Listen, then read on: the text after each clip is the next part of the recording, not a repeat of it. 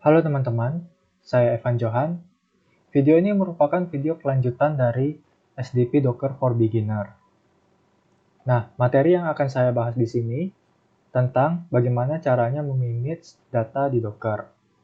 Sebelumnya, di video saya yang SDP Docker for Beginner part 6, ini saya membahas tentang bagaimana caranya melakukan penyimpanan data itu di kontainer lain menggunakan volume from. Sehingga pada saat kontainer yang kita sedang pakai itu dihapus, kemudian kita create ulang, datanya tidak akan hilang. Karena penyimpanan datanya itu ada di kontainer lain. Nah, sekarang kita akan melakukan penyimpanan data tersebut itu memang pada tempatnya, teman-teman. Yaitu menggunakan volumes atau bind atau tmpfs. Nah, yang saya bahas ini yang sering dipakai teman-teman, menggunakan volumes dan bind. Nah, volumes itu apa?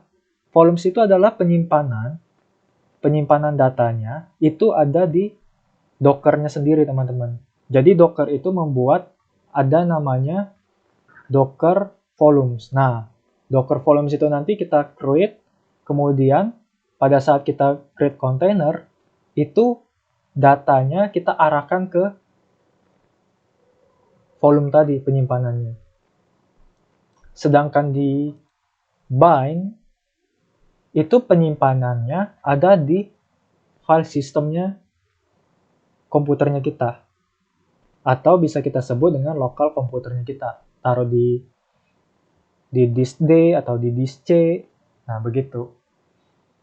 Kalau begitu kita langsung ke contohnya aja biar lebih mengerti. Saya akan mencontohkan bagaimana cara menggunakan volume from. Oke, pertama-tama kita create container dulu. Kontainernya namanya dengan MySQL data. Nah, ini ada minv. Minv ini ada volume. Volumenya berada di var/lib/mysql. Nah, kita bisa menentukan ini dari mana? var/lib/mysql ini. Itu ada di sini. Di Docker Hub itu tertera kalau penyimpanannya ada di var/lib/mysql. Nah, masing-masing penyimpanan data di penyimpanan data yang lain misalnya MongoDB, Postgre itu berbeda-beda. Nanti teman bisa cek ya teman-teman. Nah, setelah kita lakukan ini, kita langsung eksekusi saja. Oke, udah ke create docker container ls in a. Nah, udah ada nih teman-teman. Kemudian kita nge-create docker yang mau kita pakai. Kontainernya ya teman-teman. Nah, kontainernya dengan nama MySQLDB yang portnya sudah kita expose. Kemudian min volumes min from. Nah, asal volumenya ada di mana? Dari kontainer lain teman-teman, MySQL data.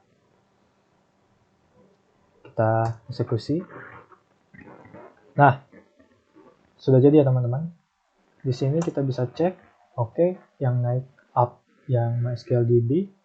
Kita coba cek di sini.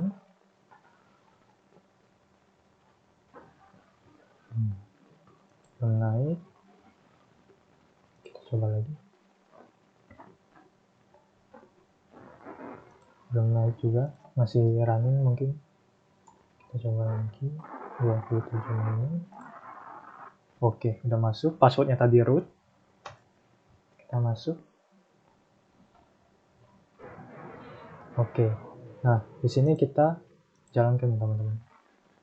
Kita mengenerate database-nya. Oke, ada. Kemudian kita close. Nah, yang kontainer yang MySQLDB ini, coba kita remove. Pertama-tama kita stopin dulu.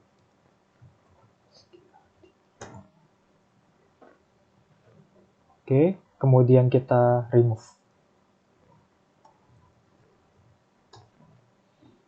Nah, setelah kita remove seperti ini, kita create ulang lagi teman-teman. Otomatis datanya masih ada karena datanya tersimpan dari kontainer MySQL data ini. Kita coba running lagi. Ada teman-teman. Nah, problemnya kalau kita menggunakan kontainer, itu bisa saja kontainer penyimpanannya, kalau orang lain tidak tahu, itu bisa saja dia remove teman-teman. Seperti ini. Remove teman-teman. Jadi tidak ada notifikasi kalau kontainer ini dipakai sebagai penyimpanan data. Dampaknya apa? Nanti pada saat kontainernya MySQLDB ini ternyata stop,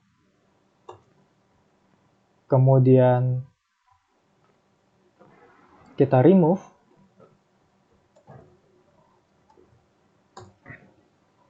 kemudian kita create ulang lagi, maka yang akan terjadi adalah error teman-teman. Di mana si kontainer MySQLDB ini tidak bisa menemukan ini MySQL data ini, kontainernya. Oleh karena itu, manajemen datanya kita menggunakan volumes. Nah, bagaimana cara menggunakan volumes? Simpelnya di sini teman-teman. Nah, pertama-tama kita create volumes-nya dulu teman-teman. Menggunakan docker volumes, create nama volumenya apa. Kita copy, kita taruh di sini. Jadi, kemudian kalau kita mau lihat docker list docker volumes-nya, volume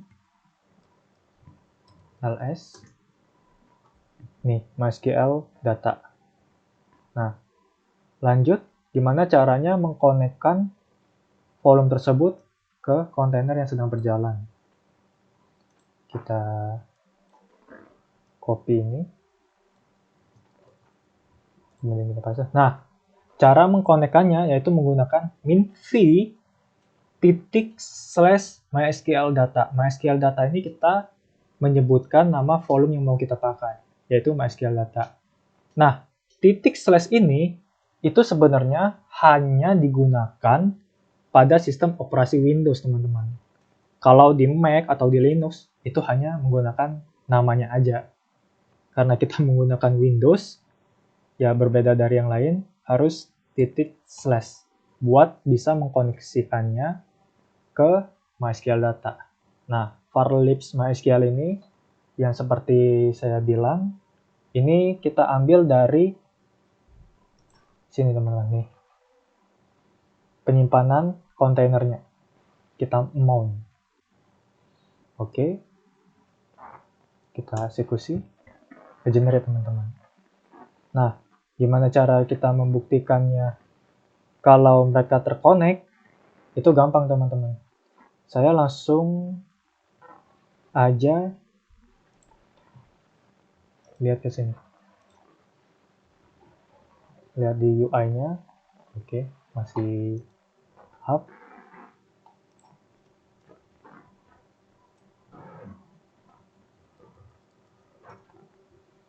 .30 detik yang lalu. Oke, root. Kita connect. Kemudian kita generate database-nya. Oke, selesai. Kemudian kita refresh. Oke, database-nya, e-commerce-nya ada. Nah, kemudian kita delete container MySQLDB-nya. Container, stop dulu pertama-tama. MySQLDB.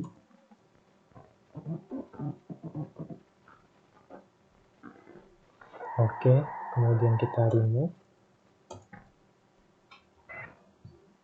Kemudian kita create ulang lagi.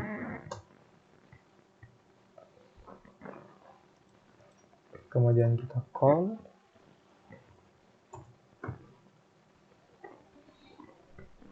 Oke, database-nya tetap ada teman-teman. Nah, kalau di kontainer tadi, kalau kita penyimpanannya menggunakan kontainer tadi, itu kan kalau kontainer yang sebagai penyimpanannya kalau kita hapus kan tidak ada notifikasi error kan teman-teman. Beda kalau kita menggunakan volumes. Nah, kalau kita mau menghapus volume, kita menggunakan sintak docker volumes rm nama volumenya MySQL data.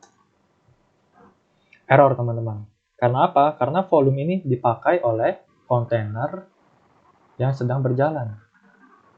Jadi tidak bisa dihapus teman-teman. Nah, jadi kalau begini penyimpanan datanya sangat-sangat aman sih teman-teman.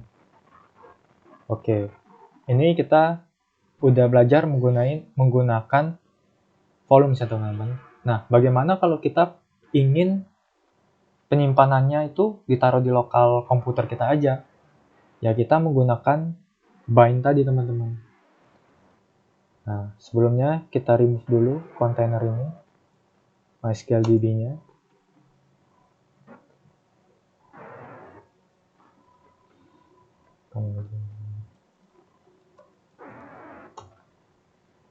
Oke.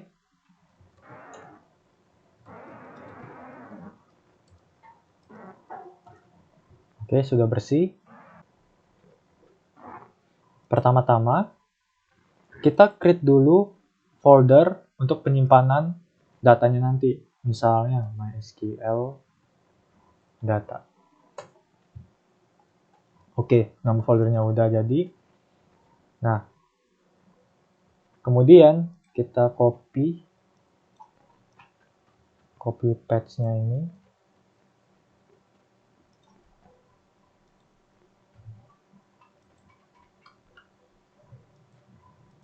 Oke. Nah, jadi Docker nanti akan membuat kontainer sekaligus menjalankan dengan nama MySQL DB dengan port 3307. Nah, sintaksnya untuk bind juga menggunakan minv. Nah, di sini kita tidak menggunakan lagi titik slash, tetapi langsung path folder yang mau kita simpan tadi. Seperti ini teman-teman. Path-nya tadi. Nih. Ini kita kopas di sini. Kemudian mount-nya sama, var lib MySQL. Dan sisanya sama semua. Tinggal kita eksekusi. Jadi, running. Nah, di sini, maka dia akan mengenerate file-file yang dibutuhkan oleh Docker nanti, teman-teman. Jadi, datanya nanti akan kesimpan di lokasi disk D dengan nama folder MySQL data. Nah, D./ ini berlaku hanya di Windows, teman-teman. Kalau di Mac atau di Linux, itu menggunakan langsung slash, teman-teman. Beda banget ya, teman-teman. Nah, jadi kalau teman-teman nanti bingung, wah kok beda nih? Karena ya memang beda, karena sistem operasinya lebih mature sama Linux dan Mac. Karena ini di Windows, jadi kita harus nembak lokasinya ada di mana. Di disk D dengan nama folder MySQL data. Oke, udah running, udah up. Kita coba connect dulu. Oke. Kemudian kita generate database-nya. Oke, ke generate. Kita refresh. Database-nya ada, e-commerce. Nah, kemudian kita lihat juga di lokasinya tadi, lokasi penyimpanannya ada e-commerce juga. Jadi kalau teman-teman delete kontainernya lagi, kemudian teman-teman running, kita delete, stop.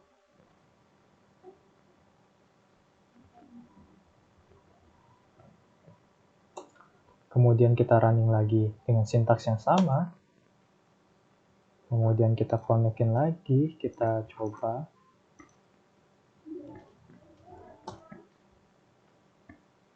Datanya tetap ada, database-nya. Jadi teman-teman, sampai sini teman-teman sudah bisa melakukan manajemen data menggunakan volumes dan bind. Selebihnya teman-teman bisa explore lagi ya teman-teman. Nah, kekurangan dari bind, kalau kita taruh lokasi penyimpanan datanya di lokal komputer kita, itu kita harus membackup atau merestore datanya manual teman-teman.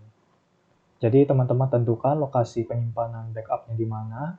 Nanti teman-teman copy paste manual. Beda sama volume.